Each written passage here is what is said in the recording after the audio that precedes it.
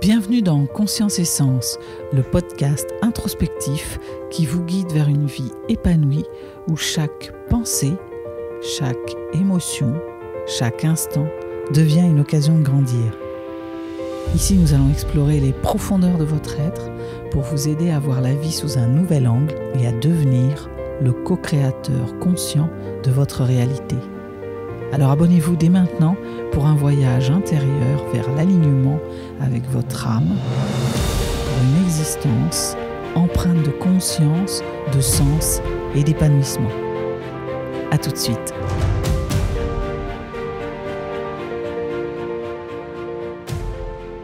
Vous êtes-vous déjà senti très en joie, c'est-à-dire en plaisir durable, vraiment, à un moment où vous étiez joyeux, à avoir envie de le dire à tout le monde, quitte à être décalé parfois. Vous êtes-vous senti en joie alors que tout le monde autour, dans une situation particulière de deuil ou de contexte, comme par exemple le Covid, où tout le monde était un peu triste, ou alors après une dispute où vous avez digéré, compris quelque chose et finalement ça vous a mis en joie, vous avez récupéré et l'autre est resté encore un peu dans cette dispute. Avez-vous ressenti l'euphorie aussi ? Parfois vous êtes tellement contente que c'est une joie débordante. La joie est complexe, on pourrait la considérer comme une émotion positive, parce qu'elle est ressentie quand il y a une expérience positive ou l'anticipation d'un événement positif. Quand vous sentez que vous allez avoir rendez-vous, par exemple, un rendez-vous que vous attendez depuis longtemps, vous pouvez être en joie, en excitation. Il y a différents paliers dans la joie, et comme je dis toujours dans les émotions, c'est important de savoir où vous êtes, où se situe le palier. Est-ce que vous êtes simplement en plaisir immédiat ou est-ce que vous êtes vraiment en euphorie ? La différence que l'on fait entre la joie et le plaisir, c'est que la joie, c'est vraiment quelque chose, c'est plutôt quelque chose d'interne. L'émotion, on a vu que c'était aussi quelle pensée j'allais mettre, quel regard j'allais avoir sur l'événement, alors que ces notions de plaisir viennent d'un stimuli extérieur, une satisfaction, un contentement d'un besoin, d'un immédiat, moins durable pour le coup. Voilà. Quant au bonheur, on parle souvent de bonheur, c'est plutôt quelque chose de plus philosophique et d'une définition qu'on mettrait de cette notion de satisfaction, de plénitude, d'idéal de vie, voilà. Donc la joie, c'est vraiment cette émotion ressentie lorsque je me sens bien, en fait, à l'intérieur. C'est lié au bien-être, ouais. Et ça traduit dans notre corps vraiment l'amour que nous avons de l'existence, quand on a une bonne nouvelle, tout d'un coup, on remercie la vie, on se sent bien. Alors la joie, elle prend des formes multiples, comme je viens de dire. Elle peut effectivement venir de l'intérieur, d'un état de bien-être, parce que tout d'un coup, sans source extérieure, je me mets, par exemple, dans une méditation et je sens que je vais bien. Après, je peux éprouver de la joie. Ça peut venir aussi, ça peut prendre la forme d'une satisfaction de quelque chose qu'on a réussi, d'un plaisir qu'on éprouve face à un stimuli extérieur. Une fierté aussi, quand on est fier de soi, qu'on a réussi à se dépasser, ça met quelque chose de la joie. Voilà de quoi je vais parler aujourd'hui. Bienvenue dans cet épisode de Conscience et Sens où je parle pour l'instant en ce moment beaucoup des émotions. Je n'ai pas fait la joie tout de suite parce que j'ai eu des éléments extérieurs, une toile de fond de décès et un peu de tristesse, donc j'avais un peu de mal à faire cet enregistrement. Alors je vous avais promis que je le ferais. Et donc j'ai pris mon temps pour être vraiment aligné un peu avec ce que je vous transmets en fait. Hein. Ça c'est un peu mon credo, ma marque de fabrique, c'est que je viens parler de ce que j'ai appris, évidemment, de ce que je connais, et surtout de ce que j'ai expérimenté, et de ce que j'ai vu et testé sur les autres, sur un plus grand nombre. Donc là, j'avais un petit peu de mal, et là, je suis très contente parce que ce matin, c'était le bon moment. Je me suis dit, tiens, ça y est, là, je me sens... J'ai traversé, en fait. Hein. Je vous dis souvent, il faut traverser, il faut s'accueillir. Moi, j'ai eu une dizaine de jours là où c'était un peu plus compliqué. En plus, la fatigue est venue dessus. Donc, j'étais très fatiguée. J'avais beaucoup de mal à avoir du recul et à me distancier un peu. Et en fait, j'ai vécu le truc à fond. Donc, j'étais triste. J'étais un peu, parfois même, grognon. Je remercie mon entourage de m'avoir supporté. Parce que quand c'est comme ça, la fatigue aidant, je suis parfois pas prête à mordre. Voilà, donc là c'est une joie plus interne qui est revenue. Alors évidemment il se passe des belles choses, hein. Je vous remercie encore je crois que je le ferai jamais assez parce que je délivrais mes contenus avec passion, avec envie d'aider, et je touchais déjà un nombre, mais qui est venu tranquillement s'agrandir, une communauté qui est venue s'agrandir. Et puis là, il y a eu ce grand bond où j'ai commencé à vous demander de vous abonner. Je vais vous le redemander d'ailleurs si vous aimez cet épisode, que vous tombez là-dessus par hasard ou par... Bon, c'est un mot que je n'ai plus beaucoup dans mon vocabulaire, ça. Je dis qu'il n'y a pas de hasard. Si vous êtes là, c'est que il y a quelque chose qui vous dit que c'est important que vous soyez là. Mais des fois, je sais que YouTube push des vidéos et peut-être que ce podcast est venu vous chercher. Et si vous l'avez aimé, je vous invite, et si ce n'est pas déjà fait, je vous remercie de vous abonner parce que ça soutient la chaîne et ça me permet vraiment d'y consacrer encore plus de temps et de soigner encore plus mes contenus. Et puis je trouve ça... Pardon. J'ai la voix un peu éraillée ce matin. Elle se met en route, il est très tôt, il est 6h et quelques. Et donc là, ça se met en route, mais j'ai quand même voulu tourner. Oui, ça vient renforcer ce bonheur de partage aussi. Donc, j'ai un élément externe quand même, d'un contexte de joie. Et en même temps, il y a une espèce de plénitude, quelque chose de j'ai traversé, maintenant je m'y mets, quoi. Encore merci de votre belle présence. N'hésitez pas à me continuer même, j'ai envie de dire, parce que vous le faites déjà, à partager pour que je puisse vous répondre. Je prends toujours un plaisir à tenter de comprendre où vous en êtes, de ce que vous me dites, et d'essayer de répondre le mieux possible à quelque chose qui pourrait vous aider. Voilà, et parfois je vous commente et je vous remercie. Il n'y a pas forcément toujours à commenter, hein. Je dis toujours que des fois le silence est plus parlant que des mots. Ce qui est important, c'est la présence. Voilà, alors la joie avec ses formes multiples, c'est une émotion qui arrive aussi, qui accompagne aussi la rencontre, hein. L'échange profond, l'intimité. C'est ce dont je vous parle là en ce moment. Comment je peux me sentir vraiment contentée par un partage. Ça me permet de vous dire tout de suite que la joie se partage.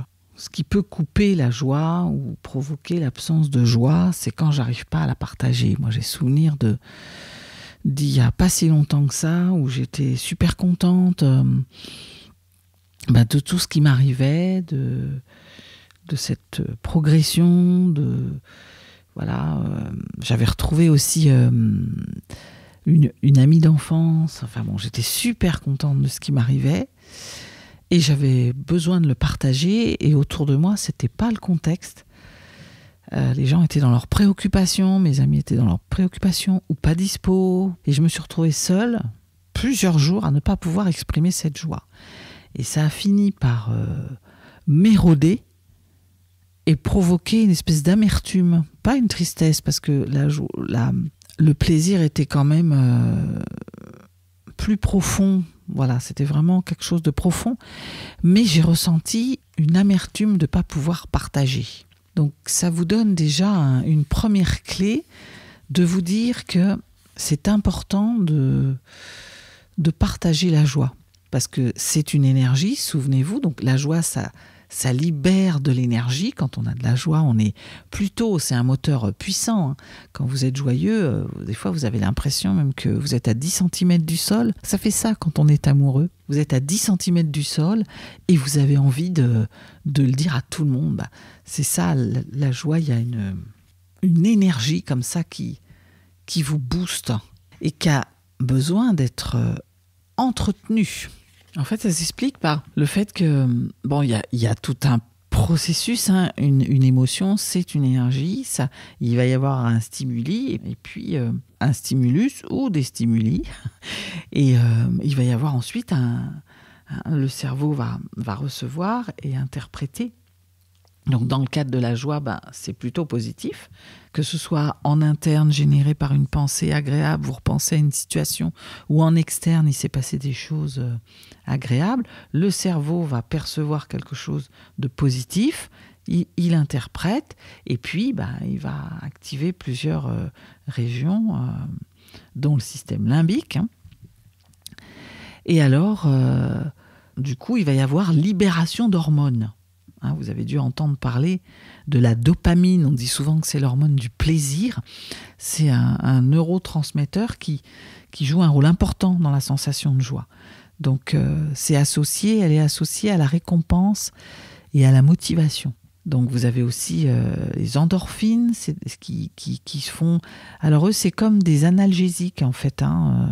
C'est bien, ça fait un peu comme des antidouleurs en fait, et ça c'est stimulé par des activités agréables. Quand on fait par exemple un exercice physique, moi je me souviens, parce que je me souviens parce que je le fais plus trop en ce moment, mais quand j'allais courir et que j'étais satisfaite, ça libère les endorphines, il y a un état vraiment physique de bien-être profond. Le rire aussi fait ça. La puissance du rire, c'est un bon exercice pour stimuler votre joie. On voit des stages même de rigologie. Moi, je me suis penchée un peu sur la question. C'est peut-être quelque chose que je finirai par faire parce que je trouve ça super, parce que on peut provoquer, ça se déclenche le rire. Et le rire, ça a des effets bénéfiques et même détoxifiants sur notre corps. Ça fait vraiment un bien fou, c'est un anti-stress déjà, physiologiquement, il paraît que ça stabilise le rythme cardiaque et ça diminue la pression artérielle. Alors que quand vous êtes dans le stress, ça augmente cette pression artérielle. Donc c'est intéressant parce que ce truc d'apaisement, quand on est déstressé, on est vraiment bien, En plus, ça nettoie les poumons, donc ça améliore l'oxygénation et ça augmente la production de globules blancs. Donc vous voyez que même le système immunitaire en prend ses bénéfices. Donc rire, c'est très important. Donc moi j'ai envie de vous inviter à cultiver le rire, même quand vous êtes dans un moment moins fun. Moi ce que j'aime bien faire, c'est aller regarder en ce moment je regarde beaucoup de sketchs. Je me suis promis que j'allais une fois par jour me mettre des sketchs. Donc j'écoute les humoristes et des fois j'ai des vrais éclats de rire à en pleurer, et ça fait c'est comme une bonne douche où ça fait un bien fou. Donc ça c'est les endorphines. Après vous avez ce qu'on appelle l'hormone du bien-être, la sérotonine, et ça c'est plus une histoire c'est plus dans la durée, ça régule l'humeur. Vous voyez, quand vous êtes pas très bien, je disais tout à l'heure que j'étais un peu chonchon, que j'avais été grognon sur la fatigue, voilà, je vais manquer un peu de sérotonine. Et puis, vous avez l'ocytocine. Alors celle-là, c'est l'hormone de l'amour. Moi, j'aime beaucoup ces définitions parce que c'est celle qui est libérée quand vous avez des interactions sociales. Voilà, et des connexions émotionnelles importantes. Donc ça renforce la joie, l'attachement. Donc autre clé, je vous invite à rentrer en contact. Donc soit vous avez vos amis, vous êtes bien entourés, vous les avez à disposition. Allez-y, partagez votre joie. Et puis si vous êtes comme moi, il y a 10 jours où j'avais personne avec qui partager, sortez, allez échanger ou mettez un mot sur les réseaux à quelqu'un. Faites sortir ça. Moi, hier matin, j'ai fait une rencontre comme ça. J'aime bien aller le matin prendre mon café pour lancer la journée. Et puis parfois, j'échange avec Amélie, avec qui je travaille, et on programme un peu la journée, puis on se fait un café, on est dehors et on regarde ce qui se passe. Puis moi, je vois les personnes qui arrivent, qui interagissent, je vois un peu la vie qui s'éveille, parce que j'aime bien y aller à l'ouverture, à 7h, et je vois le village, parce que je suis dans un village, qui s'éveille en fait. Et hier, il y avait une dame à côté que je voyais de temps en temps, et pour la première fois, tout d'un coup, alors que j'étais en train d'échanger, j'ai levé le nez et j'ai vu cette femme, parce que j'ai ressenti quelque chose de... Il y avait comme une bonne énergie dans l'air. Tant et si bien qu'au moment de partir, avant de sortir du café, je suis allée voir cette dame. J'ai eu l'audace d'aller la voir et tranquillement lui dire qu'elle dégageait quelque chose d'hyper positif. Et elle m'a fait un sourire. J'ai vu que ça lui mettait une joie profonde qu'elle m'a partagée. Et ensuite, on est resté discuter quelques minutes ensemble. Je ne saurais pas dire, mais au moins 10 minutes. Elle était contente, c'était quelque chose de bon. Elle a parlé de merveille. Et ça entretient la joie aussi. Moi, je suis partie, j'avais le sourire aux lèvres et j'étais contente d'avoir donné et d'avoir reçu, du coup, d'avoir énormément reçu.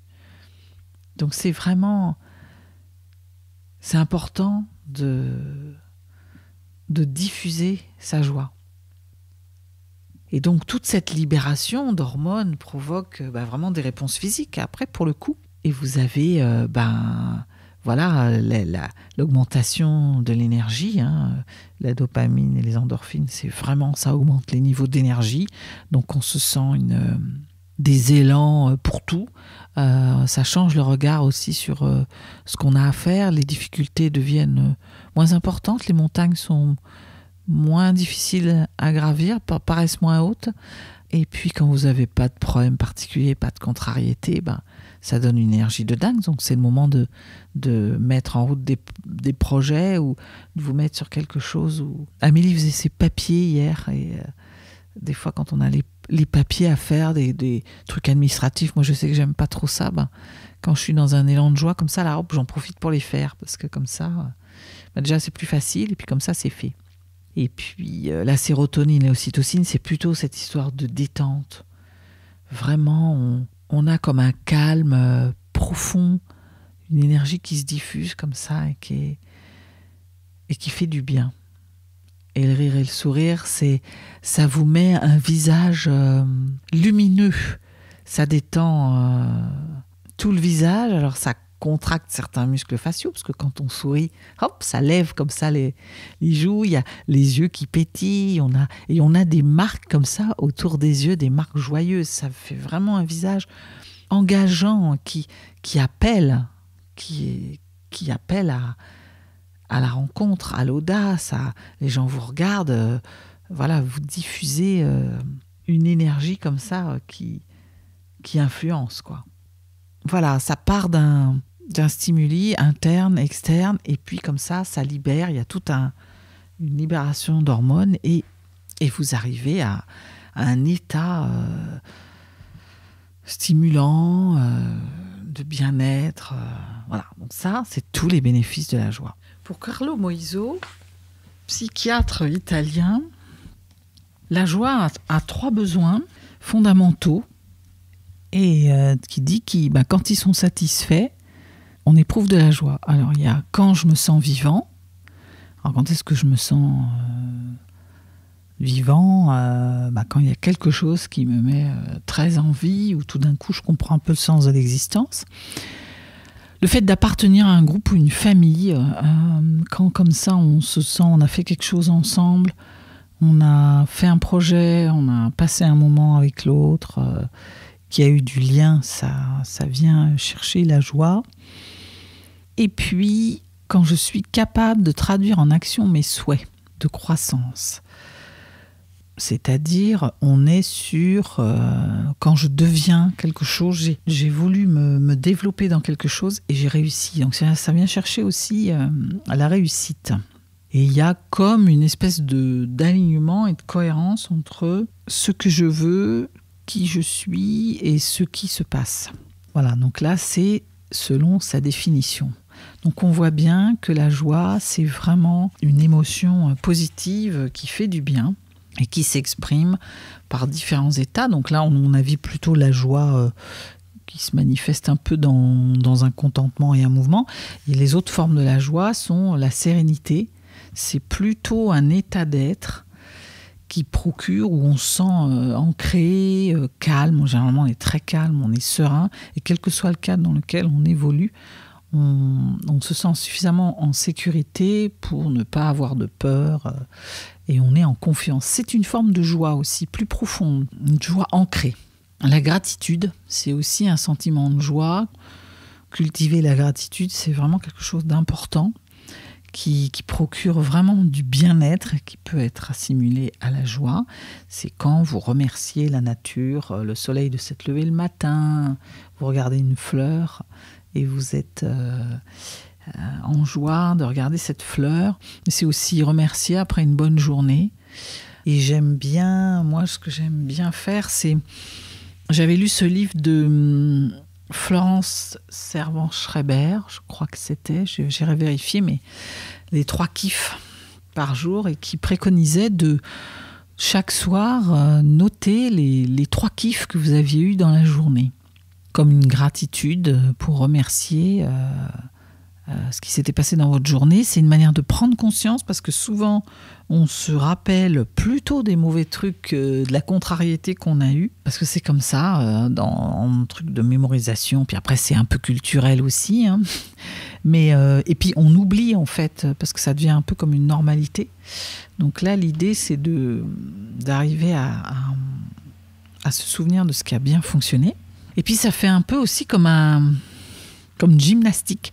C'est que apprendre à se mettre dans la gratitude, c'est aussi, du coup, cultiver une forme de positivisme qui fait que, à force d'être tous les jours en train de regarder ce positif, il commence à s'ancrer en fait. Il rentre dans les cellules et on a plus facilement une forme d'agilité à voir dans chaque chose aussi le bon aspect. Et ça inscrit une joie plus profonde, un calme, une sérénité. Et puis, la fierté, voilà, ça je vous en parlais tout à l'heure, c'est la joie d'avoir réussi quelque chose, la fierté de voir quelqu'un de sa famille réussir, son enfant, un collaborateur, quelqu'un que nous accompagnons. Si vous êtes coach, vous devez avoir ça. Parfois, on peut être très fier des résultats de nos clients. Donc tout ça, c'est des sources d'expression de la joie. Alors cultiver la joie, c'est mettre des pratiques en place pour arriver à l'entretenir, parce que ça s'entretient. Il y a un élément extérieur qui arrive ou une pensée qui était bonne, faut l'entretenir. Et ça, il y a des choses qui empêchent autrement de partager la joie. Donc il y a partager ses joies. Comme je vous le disais, la joie demande le partage. Quand on est tout seul avec sa joie, ça finit par parfois se transformer en l'énergie contraire. Célébrer ses réussites, c'est important ça. Célébrer ses réussites, c'est inscrire quelque chose de joyeux déjà. On se félicite et puis ça ancre, c'est pareil. Et ça fait appel dans les processus de visualisation, quand tout d'un coup on veut un petit peu se remettre on traverse une passe un peu plus compliquée, ça peut être intéressant d'aller se remettre en joie et d'aller chercher un souvenir positif. Et le fait de célébrer, ça ancre ce souvenir. C'est plus facile de le rappeler à soi. Et il y a des histoires aussi, quand on parle de visualisation, il y a projeter dans le futur ses désirs, ses rêves. C'est important de se projeter quand on a un rêve. On peut se mettre déjà, rien que le fait de l'avoir posé et d'avoir confiance dans sa capacité à le réaliser peut procurer de la joie. Un truc qui s'appelle c'est le désir, parce que je commence à me poser des intentions, et l'espoir parce que je sais que je vais pouvoir... j'ai confiance dans ma capacité à mettre ces rêves dans la réalité. Et puis la dernière chose, c'est créer des moments de jeu et de créativité. Alors, le jeu, parce que ça vient chercher le côté enfant. Les enfants, ils ont ça. Si vous avez eu la chance d'avoir pu jouer dans votre enfance, ça doit vous rappeler des moments où on oublie tout, on est dans le moment présent, il n'y a aucune barrière. Et on imagine qu'on serait astronaute. Et hop, c'est parti. On rentre dans un rôle où on joue dans une cabane. Enfin bon, il y a quelque chose de l'ordre de... On joue, ça peut être un jeu partagé, évidemment. Et là, pour le coup, un jeu collectif, un jeu avec l'autre, entre enfants. Mais ça peut être aussi un jeu plus personnel. Moi, j'ai des souvenirs d'avoir joué, fait des réussites, des solitaires pendant 3 plombes. Et j'aimais ça. Et là, je continue toujours. J'ai pas mal de jeux sur mon iPhone. Et quand je peux m'arrêter un peu et réussir et passer des niveaux, il y a quelque chose d'une joie profonde. Le côté défi aussi peut être extrêmement motivant. Donc le jeu, c'est vraiment une source de joie. Et la créativité, le fait de créer quelque chose, de voir quelque chose se réaliser dans la matière, rien que d'avoir une idée déjà, une idée qui vous arrive et tout d'un coup, waouh! Il y a un sentiment de plénitude, de gratitude. Moi, j'ai beaucoup de gratitude quand une idée me vient, parce qu'elle arrive par intuition, parfois. Il y a comme un peu une canalisation, moi je dis. Des fois, j'ai l'impression que je canalise parce que ça arrive de je ne sais où. Et j'ai beaucoup de gratitude. Et pour un peu que ce soit une idée qui me séduise, qui me fasse du bien, ça me met beaucoup de joie. Donc, ces histoires une idée arrive et puis je la mets en musique, parce que si elle reste sur le papier ou dans nos têtes, il y a un moment où ça va décroître et la joie va partir, alors que de commencer à la mettre en musique, ça met comme vraiment, on voit son bébé grandir et puis un jour, il sort à la lumière, il est apprécié, cette idée grandit et séduit éventuellement d'autres personnes. Et là, c'est le deuxième effet qui se coule, quoi. Il y a vraiment quelque chose de plus pérenne, en fait. Donc voilà un petit peu les clés aussi d'entretien de cette joie. Et puis, je terminerai ce podcast avec... il y a les effets bénéfiques de la joie, et puis il y a les effets de bord. Et tout est une question de dosage. La joie, on peut se dire, c'est un sentiment hyper positif et tout ça, mais il y a des cas où la joie va poser problème, en fait. Alors, il y a l'excès de joie. Et des fois, il va falloir un peu calmer cette joie, parce que l'excès de joie peut nous amener des effets contre-productifs. Je m'explique. Cette joie, quand on est en joie, je pense à ces moments où j'ai été... amoureuse dans l'enfance, où tout d'un coup j'étais à 10 cm du sol et rien ne pouvait m'arriver. Et du coup, je perds un peu le sens des réalités. Et donc, ça peut me mettre en danger, en fait. Parce que la joie va prendre le dessus, surtout, et mettre ma conscience et mon discernement en mode silencieux. Donc, du coup, je peux en oublier un truc. Moi, je me suis vue des fois être très en joie et puis j'oublie que j'ai la casserole sur le feu, j'oublie que, où je fais plus gaffe. Et puis, pop, j'étais en train de faire la cuisine et il y a le couteau qui ripe. Tout d'un coup, je fais moins attention et de l'accident mélangé à la décision que je peux prendre aussi Parfois, dans l'euphorie, je réfléchis moins et je ne vois pas que la personne en face n'est pas forcément pavée de bonnes intentions.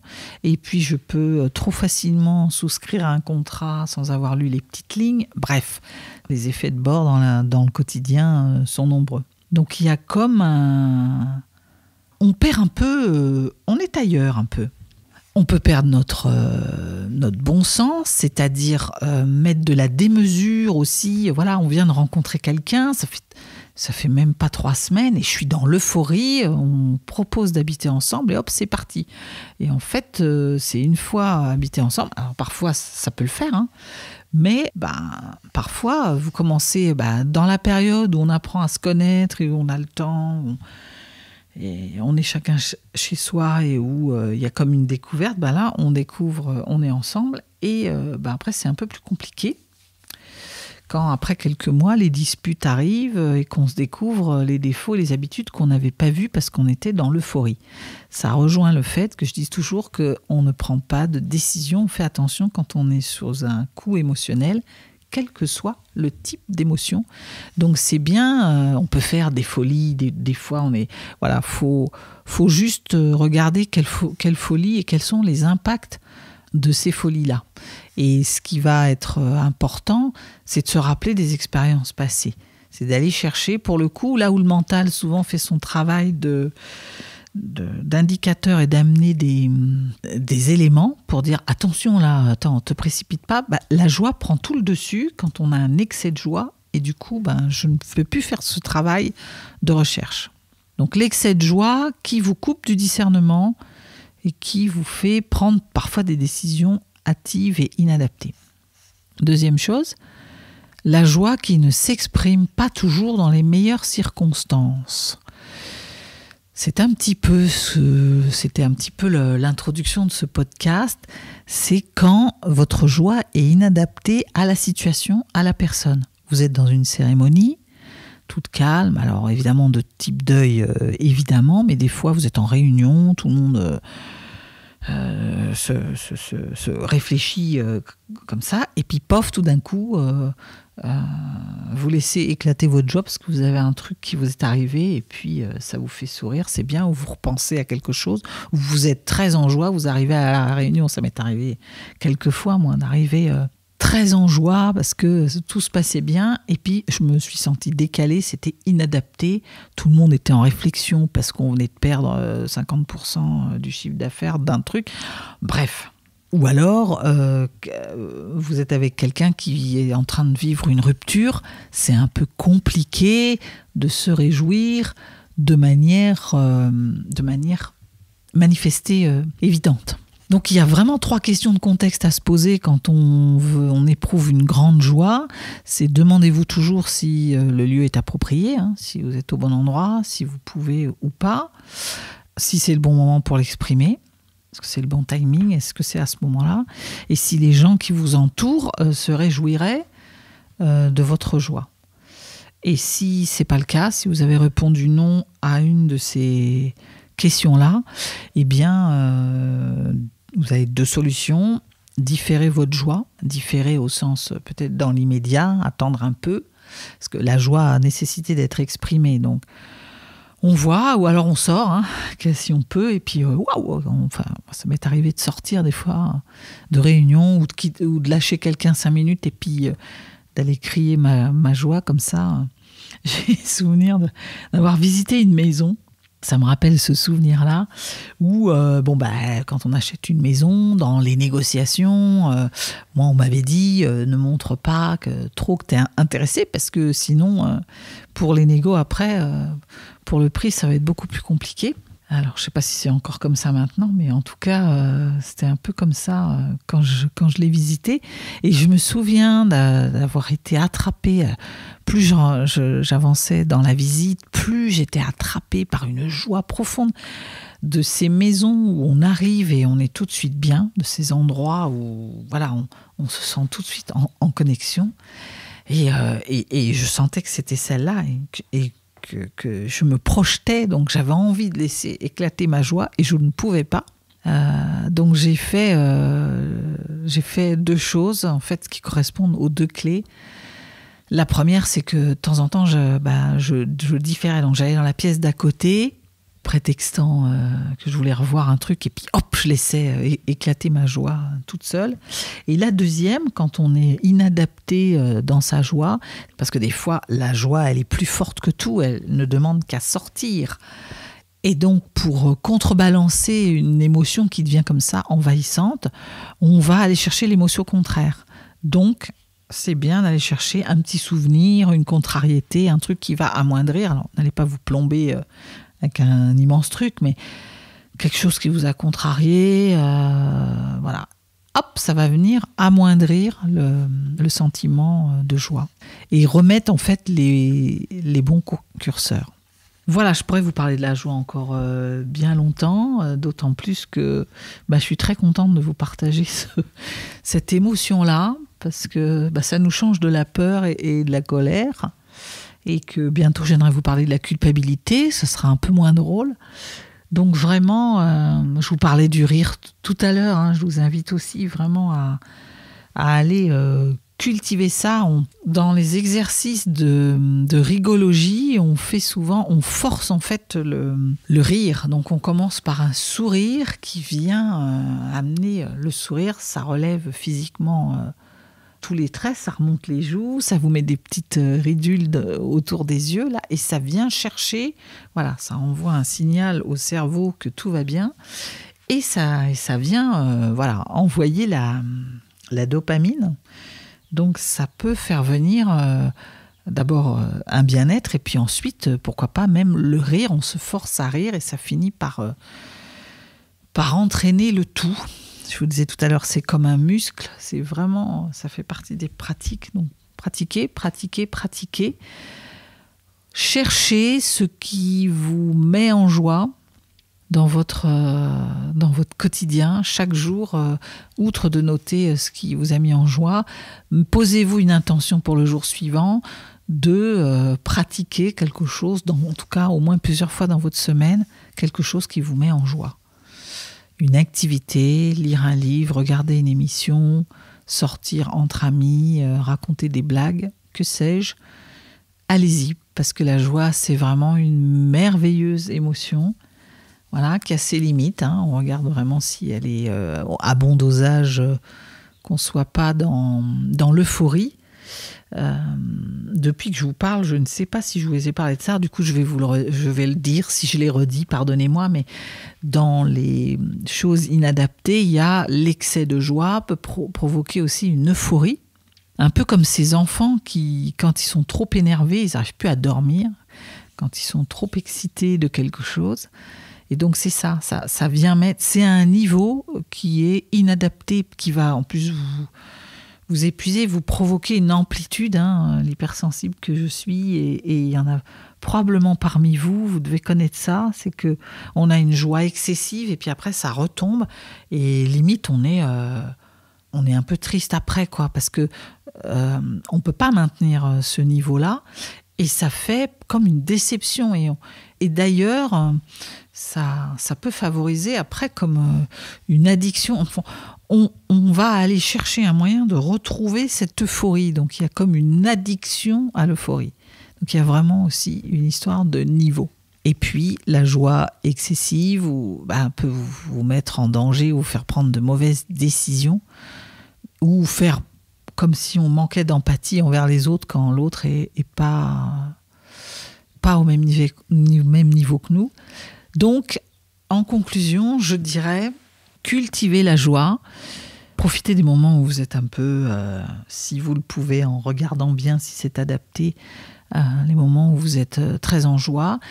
Travaillez la joie profonde, celle qui vous met vraiment dans un calme, un bien-être. Et aller chercher ce côté un peu positif quand vous êtes un peu contrarié, quoi. Sans oublier vos moments de gratitude. Nous voilà arrivés au terme de cet épisode. Je vous remercie de m'avoir écouté jusqu'au bout. J'en profite encore une fois parce que ça m'a tellement touchée, tous ces élans dont vous avez fait preuve avec les abonnés, les likes, les écoutes. Je vois que vous écoutez, vous commentez. c'était régulier à un moment donné, puis tout d'un coup, il y a eu comme un tsunami d'amour. Donc, je vous remercie de ça. Si vous avez aimé cet épisode et que vous avez envie de me partager un peu vos ressentis, je serais ravie de vous lire et de vous répondre si vous avez une question ou de commenter si je sens que j'ai quelque chose à vous dire. Donc, je vous remercie de ça. Abonnez-vous si vous êtes tombé là par hasard. Bon, ce hasard ne fait plus trop partie de mon vocabulaire parce que je sais que si vous êtes arrivé là, c'est que vous aviez quelque chose à y faire. Mais en tout cas, si c'est la première fois et que ce contenu vous a plu, abonnez-vous, activez la cloche parce que je ne publie pas pour publier. Donc vous allez vite vous rendre compte que je ne fais pas des contenus tous les jours pour faire du contenu. J'ai à cœur de vous amener de la valeur et de réfléchir à mes sujets, de les travailler vraiment, de faire en sorte qu'ils puissent être aidants pour vous, faire découvrir quelque chose, ou faire avancer sur quelque chose. Donc c'est pas tous les jours et des fois, là il s'est passé une dizaine de jours, pratiquement, presque, sans que j'ai de contenu. Je vous remercie d'ailleurs de rester là et d'attendre patiemment. C'est aussi cultiver sa patience et être présent quoi, pour qu'on avance ensemble. Donc, merci pour ça. Et je vous dis à très vite. Vous allez, au moment où j'enregistre cet épisode, je m'apprête à mettre en ligne un café coaching sur les émotions. Donc ceux qui m'écoutent auront peut-être déjà vu l'émission. Et puis la prochaine émotion, je vous l'ai dit un peu en filigrane, là, mais je crois que je vais m'attaquer à la culpabilité. Parce que j'ai eu pas mal de remarques sur ce sujet. Voilà. Merci de votre belle présence. Et je vous dis à très vite.